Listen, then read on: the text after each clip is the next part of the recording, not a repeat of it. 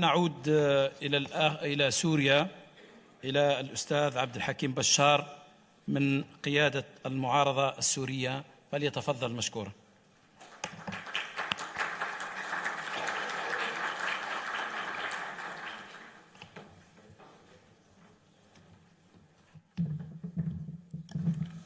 السلام عليكم ورحمة الله.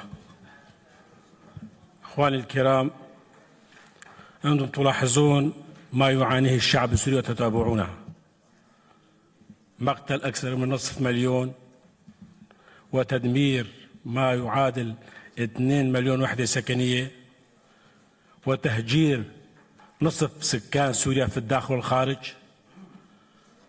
والمجازر الجماعية. كلها يرتكبه نظام هو دمية في أيدي طهران.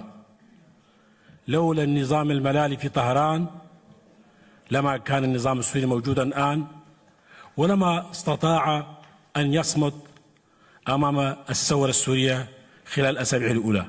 ولكن هذا النظام الإيراني جند المرتزقة، وكما قال أستاذي الفاضل صالح القلاب 82 منظمة طائفية، منهم مجرمون في سجون طهران يخرجهم نظام الملالي من السجن لمقاتلة الشعب السوري الذي يريد الحرية والكرامة لبلده.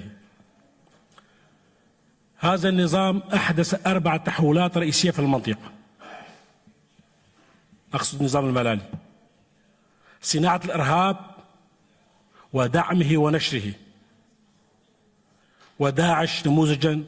وسوف تثبت الأحداث أن داعش صناعة إيرانية بامتياز. داعش الإرهابي يقوم بالتفجيرات في كل المناطق وكل دول الجوار ما عدا إيران. وحزب الله الإرهابي الذي كشف القناع أنه لم يكن يوما ما حزبا ممانعا ومقاوما، وإنما حزبا طائفيا يؤتمر بأوامر أسياده في قم طهران. الحدث الثاني: تطبيق نظام توليتاري مشدد ديني في إيران.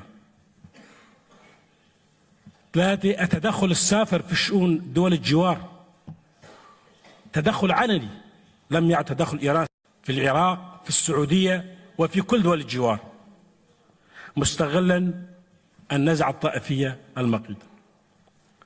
التأسيس لصراع طائفي سني شيعي مفتوح في المنطقة، وهذا أكبر خطر يقوم به الإيران حاليا.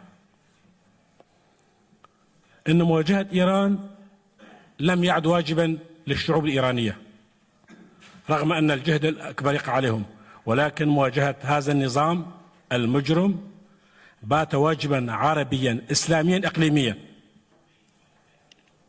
ودوليا.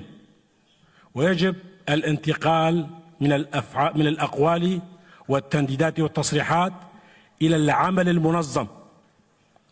رغم ضعف هذا النظام، ولكن لديه عناصر قوة لا يمكن إسقاطه إلا من خلال جهد منظم تقوم به الدول العربية والإسلامية وشعوب المنطقة لدعم المقاومة الإيرانية للإسراع في إسقاط هذا النظام.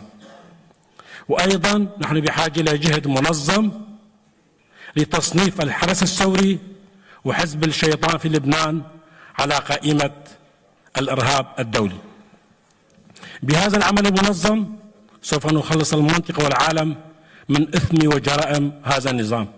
لذا نكرر دعوتنا الحاجة إلى عمل منظم عربي إسلامي إقليمي للتسريع بإسقاط هذا النظام. مع الشكر.